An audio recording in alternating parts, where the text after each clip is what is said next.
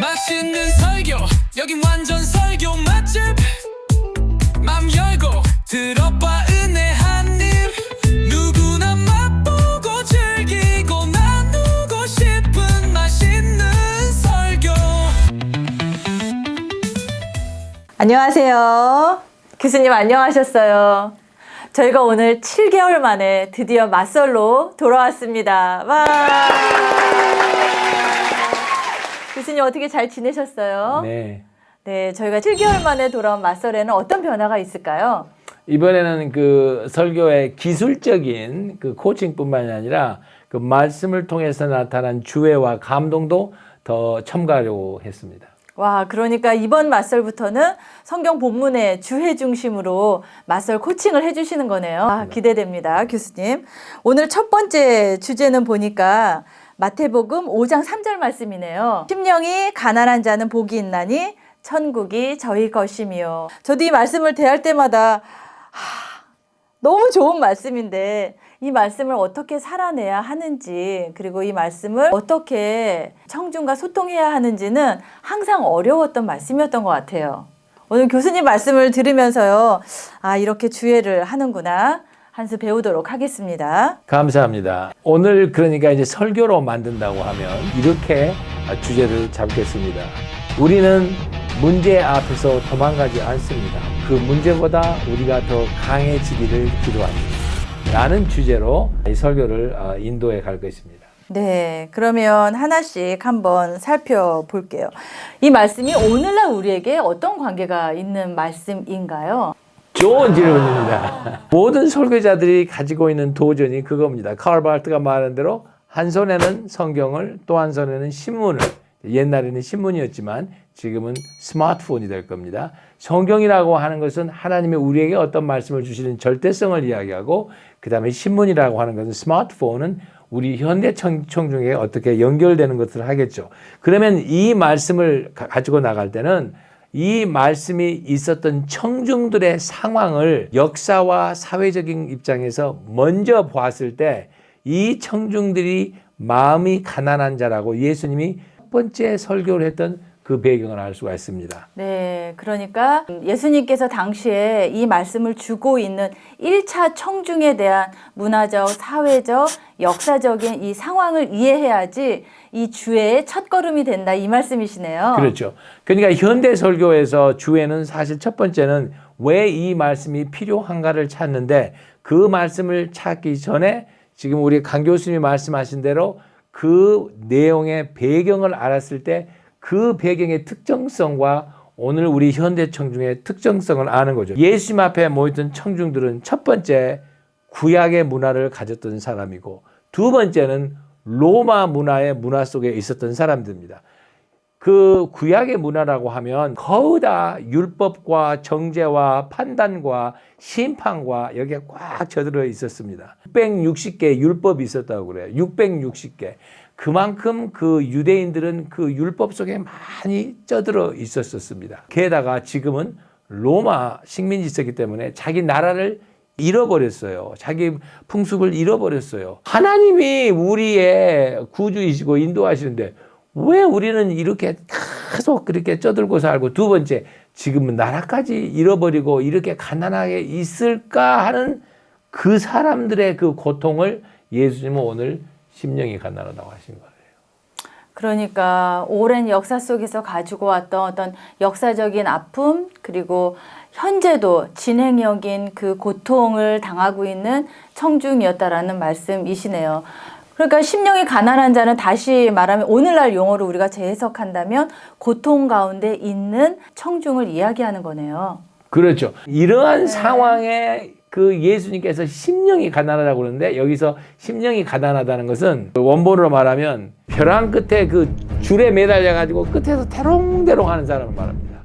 교수님께서 이렇게 벼랑 끝에서 이 밧줄 하나를 부여잡고 있는 그 상태를 심령이 가난한 자라고 하니까 조금 더 이해가 보이는 것 같아요. 네, 그러니까 이 밧줄 하나를 놓으면 모든 것이 끝나는 거기 때문에 그 절실함과 절박함, 그리고 그 마지막 자락에 최선을 다해서 부여잡고 있는 그 간절함이 느껴지네요. 이게 예수님이 우리 모두에게 말씀하시는 그 밧줄 끝에서 대롱대롱 하면서 있는 거죠.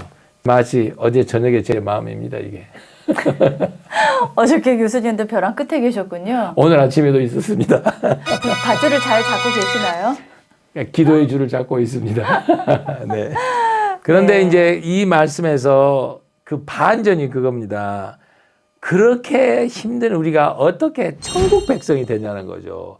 이게 예수님의 설교의 특별성과 반전입니다. 이제 영어로 aphorism이라고 그러죠. 그래서 한마디인데 양쪽 그걸 가지고 있으면서도 시적인 표현을 하죠. 영어로는 giant shrimp, 그러니까 거대한 새우. 새우가 어떻게 거대하겠습니까? 새우라고 아무리 커봤다 뭐 이만하지 않습니까? 근데 거대한 새우가 되면 그 말이 재미있는 거죠. 그게 예수님의 많은 비유들입니다. 가난한 자가 천국이 있다는 거죠. 가난한 상태에 가야 되는 거예요. 가난한 상태. 마음이 부유한 상태는 천국의 깨달음을 모릅니다. 예수님도 여러 번 말씀하셨듯이 병자를 위해서 오신 거죠. 혹시 여러분이 오늘 너무너무 어려운 일을 지나면은 주님을 만날 수 있는 기회예요. 왜 그러는 거니? 구약의 그러한 정죄와 율법의 하나님의 모습이 예수님의 신약의 모습을 통해서 바꿔집니다. 하나님은 우리를 아마 확실히 믿으셨나 봐요. 그래가지고 엄청나게 율법을 던지셨어요. 근데 우리가 못 해내는 거예요. 그러니까 구약의 사랑은 컨디셔널 러브, 조건적인 사랑이 돼버린 거예요. 그런데 신약에 와서는 그 사랑이 무조건적인 사랑으로 바꿔요. 근데 그 예수님이 지금 구약의 조건적인 사랑처럼 해석되어졌던 그 사랑이 신약에 오면서 그 무조건적인 사랑을 통해서 사실은 완성되는 거잖아요.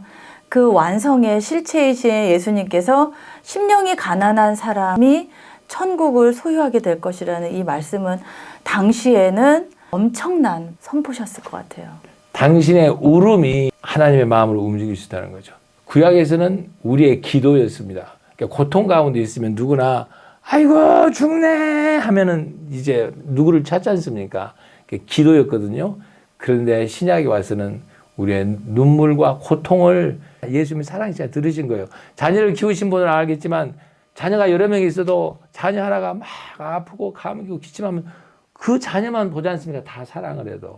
성경에서 보면은 이른 양을 찾지 않습니까? 다 긍휼의 마음이거든요. 그러니까 신약의 예수님께서는 우는 자에게 귀를 들이신 거예요. 우는 자에게. 그리고 우는 자들은 마음이 부서지니까 누구를 찾는 거예요. 오늘 주에서는 우리 인간의 무너지고 깨진 모습이 천국으로 갈 수 있는 기회를 준 거죠. 그러니까 당시에 고통 가운데 있었고 또 그 심령이 마치 밧줄 하나만 붙들고 있는 그런 간절함 가운데 있는 사람들, 울고 있는 사람들에게 예수님께서 너가 심령이 가난한 자구나. 천국이 너희 것이다. 이렇게 지금 위로를 주시고 있는 거네요. 그래서 이게 신약의 약속입니다. 예수님을 통한 관계는 무조건적입니다. 고통을 당하는 모든 사람들에게 예수님은 은혜를 베푸십니다. 예수님의 사랑은 부모와 자녀처럼 무조건적입니다. 아니, 부모 사랑보다 더 강합니다. 우리가 울면 주님이 들으십니다. 예수님이 십자가에 당신의 모든 약점과 악함을 위해 돌아가셨습니다. 하나님은 정죄하지만 그 아들은 아버지의 정죄를 온통 자신의 몸에 받으시고 우리를 위해서 십자가에 돌아가신 것입니다. 그래서 여러분이 힘들고 울고 안타까울 때 주님이 당신 옆에서 기다리고 계십니다.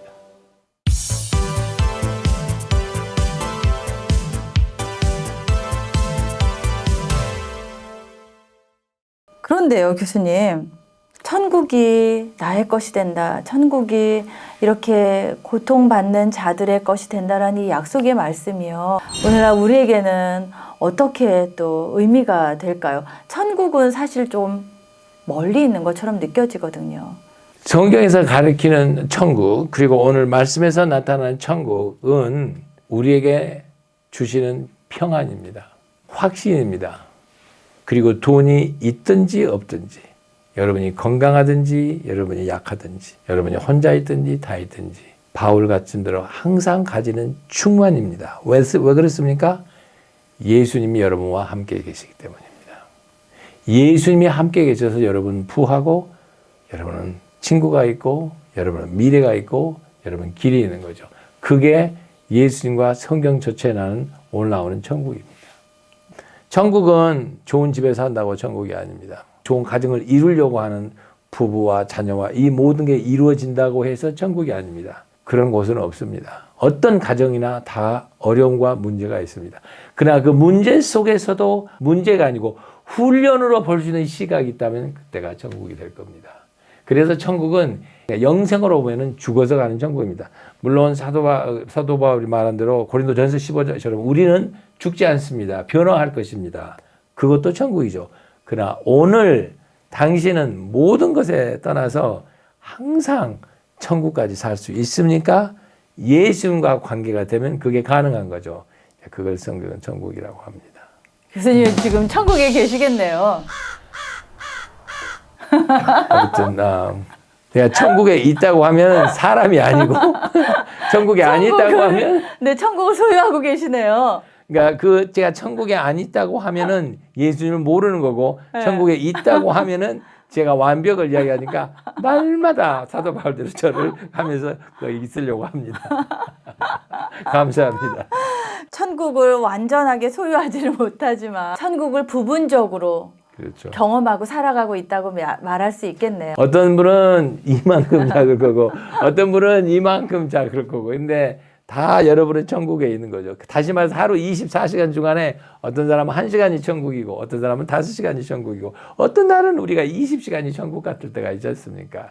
그게 우리의 기도고 우리의 바람이고 또 여러분에게 주시는 하나님의 특권입니다. 어떻게 하면 천국을 더 소유할 수 있을까요, 교수님?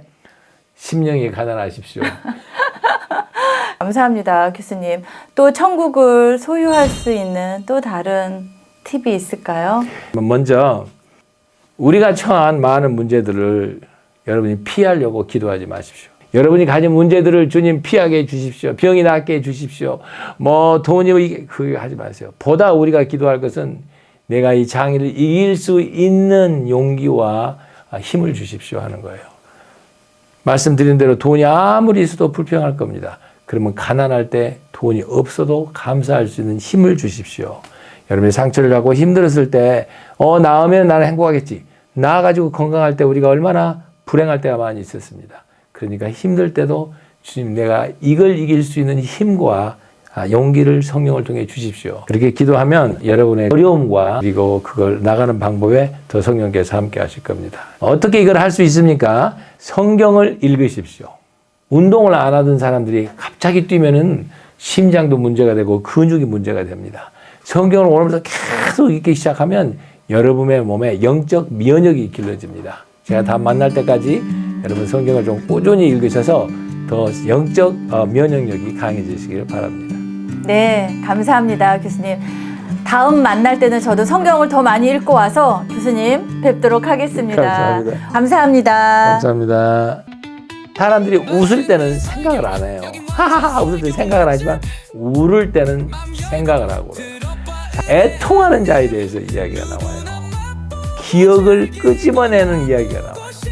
그게 왜 위로를 받는가? 참 멋있는 말씀.